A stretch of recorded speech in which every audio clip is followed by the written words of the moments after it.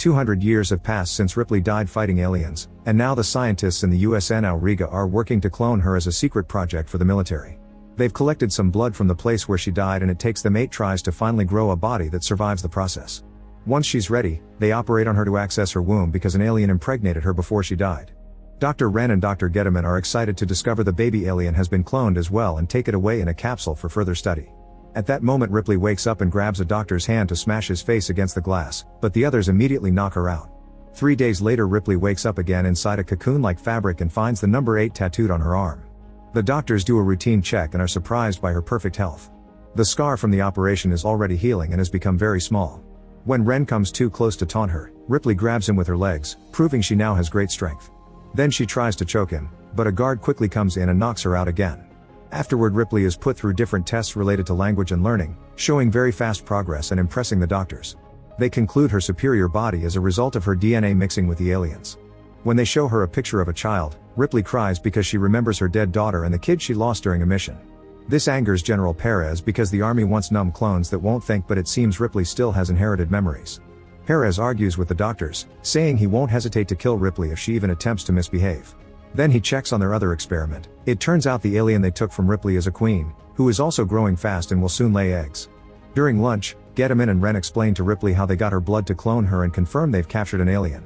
She can guess they have a queen and warns them everyone will die, but they don't take her seriously and Wren even insults her. Sometime later, a spaceship known as the Betty arrives at the military station. The crew is formed by mercenaries, and Johnner likes to play with knives. He throws one at Engineer Vries's leg because he's paralyzed from the waist down, but Call doesn't like this type of joke. The station's guards check that the crew isn't armed and the mercenary leader Elgin announces he's brought the cargo. It turns out they were hired by Perez to kidnap a bunch of civilians that they could use for their alien experiments. After getting paid, Elgin asks for room so his crew can rest for a couple of days. Perez agrees as long as the mercenaries stay away from the labs. The sleeping victims are taken to the lab and the doctors put a bunch of alien eggs in front of them to impregnate them. Meanwhile Ripley is playing some basketball by herself to test her new abilities, proving her strength also comes with good speed and fast reflexes. The mercenaries find her and Johnner tries to play with her, but Ripley moves quickly and doesn't even let him touch the ball. When Johnner comes too close and tries to flirt rather creepily, Ripley immediately brings him down with just 2 moves. Another mercenary throws the ball back at her and when Ripley turns to catch it, Christie hits her with some gym weights. Ripley's nose bleeds but she isn't too bothered, so she quickly brings down Christie as well. At that moment the doctors come to take her away, so Ripley throws the ball perfectly and wipes her nose before leaving. The blood falls on the floor and dissolves the metal, revealing Ripley's blood is now an acid just like the aliens. Sometime later, Gettleman checks on the alien experiments, and one of them growls at him through the glass. Gettleman makes faces at it and kisses the window, but when the alien snarls, he releases some freezing gas to calm it down. Now the alien steps back whenever he threatens to press the button. Meanwhile Call pretends to be drunk so her crewmates kick her out of the room. She sneaks around and uses a special spray on a lock to access Ripley's containment unit, where she takes a closer look at her. Seeing the scar, she concludes the alien was already removed. When Ripley wakes up, Call offers to kill her, but Ripley isn't scared and makes a bold move. Call has to watch how her blade goes through Ripley's hand and the blood corrodes the blade, and when she takes the knife back the hole quickly closes. Then Ripley makes Call touch her face, saying she can sense the aliens. Call wants Ripley to help her kill the aliens, however Ripley says it's too late. On her way out, Call is intercepted by guards and Wren. Then the mercenaries are yelled at by Wren, who points out they've broken the only rule and threatens with execution. The mercenaries immediately open fire and a gunfight ensues with the guards, but Elgin's crew works together to overpower them and easily bring down all the soldiers. Then Elgin demands to know Call's real intentions, so she confesses she's an undercover agent who came to stop the doctor's illegal experiments.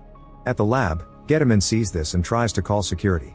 While he's distracted, 2 of the aliens in the cell gang up on a third and kill it, causing its acid blood to eat through the floor. All this is sensed by Ripley and her unit. Gettleman tries releasing the gas but it's too late, the aliens have escaped through the hole in the ground. When Gettleman goes to take a closer look, an alien claw reaches out and kidnaps him. As the alarms start echoing in the ship, a guard also enters the cell to check the hole, only for an alien to press the button and kill him with the freezing gas. The Betty crew drops the argument to run while the soldiers rush to the pods to escape. The first one leaves safely, but an alien manages to get into the second one and starts killing the soldiers. Before the hatch closes, Perez throws a grenade inside the pod, which explodes as soon as it flies away. While he's distracted, an alien appears behind him and kills him. Vries is in another room looking for parts when he sees an alien above him, so he shoots it and causes some acid blood to fall. His leg doesn't hurt but his hand does, so he starts shooting like crazy. The other alien is trying to reach Ripley, who uses her super strength to open the control panel and her blood to cause the circuits to short, opening the door to finally escape. The mercenaries are making their way back to their ship, but Elgin splits from the group when he sees Vries's weapon on the ground. Suddenly something startles him, but it's just some tubes falling. Once he steps closer to the fallen weapons, an alien reaches through the grate and kills him. The crew hears him scream and comes for him, but it's too late. The alien appears behind them, so they try to run away, only to find the door locked. When the alien takes a closer look at Elgin's body, it's suddenly shot by someone in the hole. It's Ripley, who had been hiding. The mercenaries get angry and threaten Ren until he admits there are 12 aliens in the station.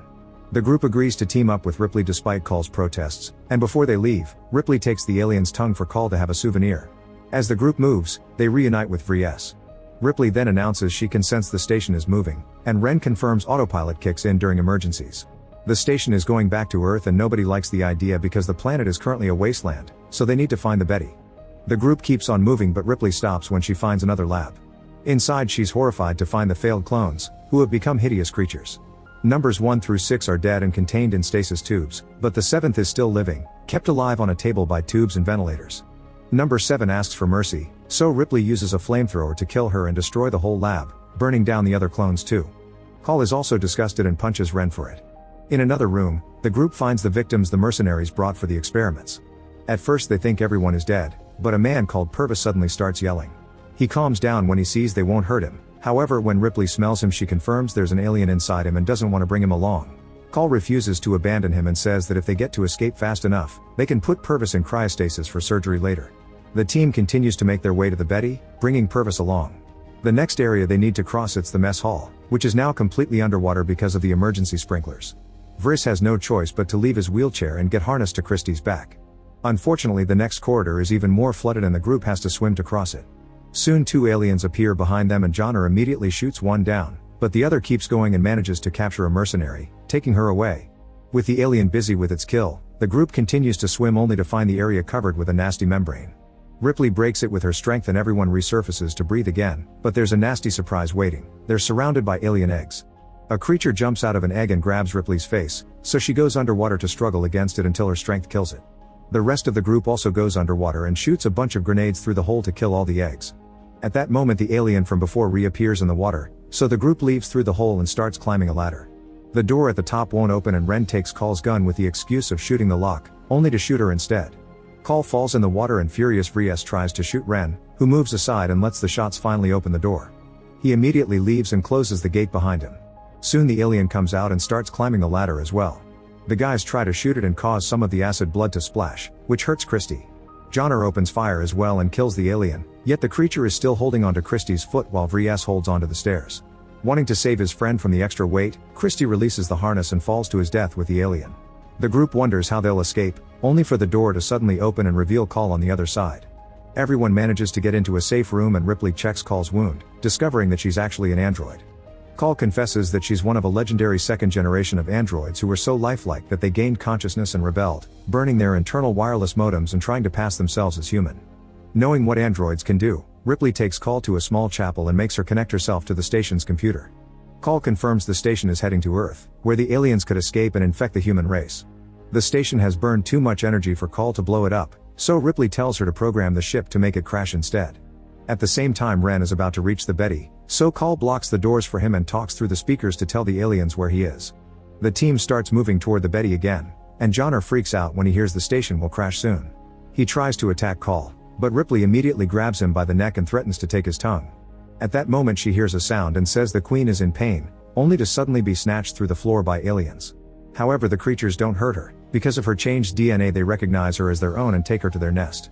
Meanwhile the rest of the group makes it to the Betty, where Purvis is suddenly shot by Ren. The doctor takes Call hostage and while they pointlessly argue, the alien finally comes alive in Purvis' chest, forcing him to move toward the Ren. Bullets don't stop him and soon Purvis reaches Ren to start beating him down. At that moment the alien finally comes out, so the mercenaries open fire and kill both Ren and Purvis at the same time. Back to Ripley, she discovers the nest is crawling with aliens and the Queen herself. A cocooned and delirious Getaman is there with the other victims and he tells Ripley that the Queen inherited her human reproductive cycle. After laying her first round of eggs, she gives birth as a human being would, developing a uterus-like pod and birthing a bizarre creature that is half human half alien. The newborn immediately kills the Queen and licks Ripley, claiming her as its real mother.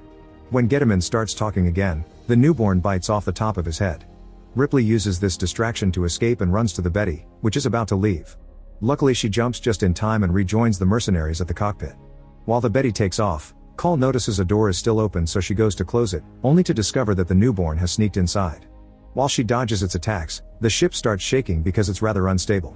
A mercenary comes looking for Call and the newborn immediately kills him. Ripley is suspicious of how long Call is taking and runs to the room 2 in time to find the newborn clawing at Call's wound.